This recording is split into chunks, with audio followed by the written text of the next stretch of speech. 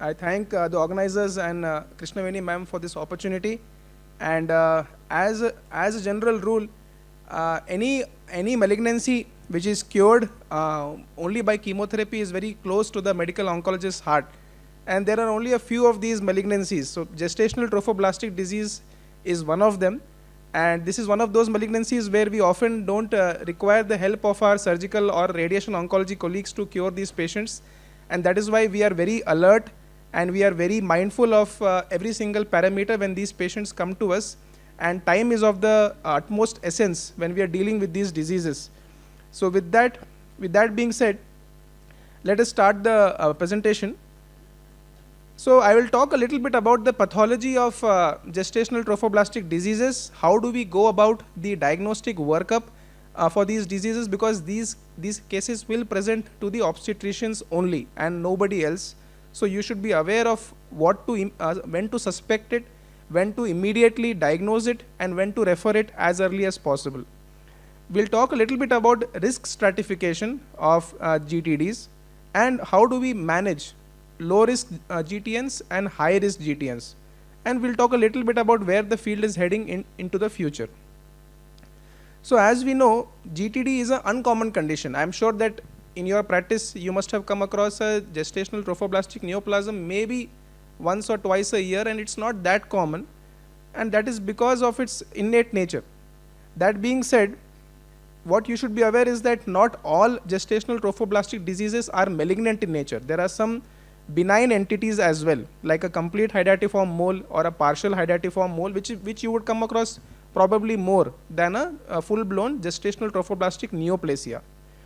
Sometimes these hydatidiform moles, complete or partial, they transform into malignant entities, and that is known as GTN, and that you would either categorize as a choriocarcinoma, or if it is an invasive metastatic disease, it would be an invasive mole. And very rarely you would come across entities known as placental site trophoblastic tumor or a epithelioid trophoblastic tumor.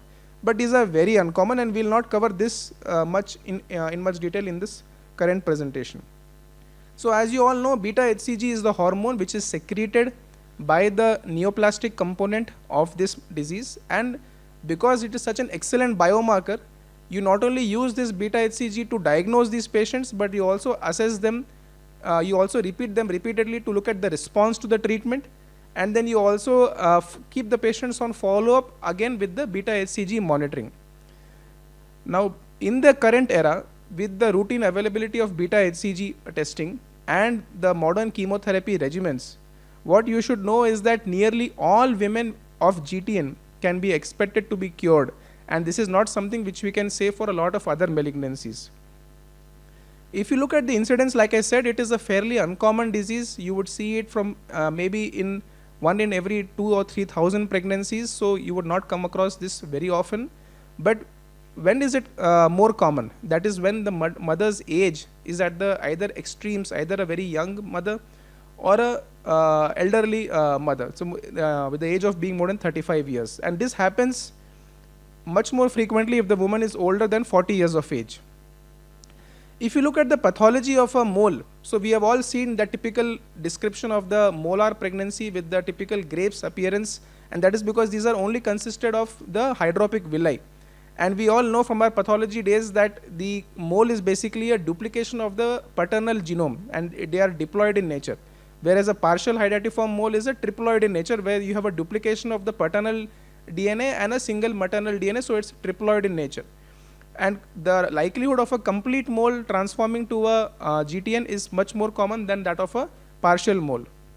So now coming to the clinical diagnosis. So any woman who presents in a reproductive age group with an abnormal vaginal bleeding, you should think first that could this be GTN or not, and especially if this woman presents with uncontrolled hyperemesis or hyperthyroidism. And we know this is because the hCG mimics the thyroid stimulating hormone in some ways, and that is why some women can rarely present with hyperthyroidism.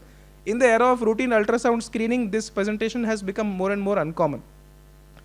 So these were recently published practical guidelines on how to manage GTD, and as you can see, they divided it into either minimal requirements or optional requirements. So in the very minimum requirement, you would need to do an ultrasound for these women when you suspect that this is a molar pregnancy, and you would do a serum hCG testing. These patients often present with bleeding, so you would need to do a cross match and arrange for a blood transfusion if they are anemic, and then you would proceed with a suction curettage under anesthesia. Once the suction curettage is done and you are suspecting that yes, this is a molar pregnancy, you would send out the products of conception for a histopathological analysis, and from that is where the treatment journey of a GTN patient starts. So now you have a pathology of a suspected molar pregnancy. It is either a confirmed hydatidiform mole, or it's not clear that it could be a hydatidiform mole. And then once it is confirmed that it's not a molar pregnancy, you would discharge the patient. Once it is confirmed that this is a molar pregnancy, either a complete or a partial hydatidiform mole, you are supposed to monitor the hCG levels once in every 2 weeks. If the hCG level normalizes, then that is fine. For a complete hydatidiform mole, because the risk is slightly higher, you check hCG monthly for up to 6 months. If it's a partial hydatidiform mole, just one more checking of hCG over the next 1 month is sufficient, and then you can discharge the patient. But this is very important, that is, if the hCG level does not normalize, and if the hCG level plateaus over the consecutive 3 values, or if it rises for 2 values with a 1 week duration, that is the FIGO criteria to diagnose the patient as a GTN. And this is a very unusual malignancy in the sense that you can diagnose a patient with the malignancy just on a blood laboratory value. So when the hCG level either plateaus or when the hCG level rises, that you would automatically label the patient as a GTN case, and the patient would require an urgent referral to a medical oncologist.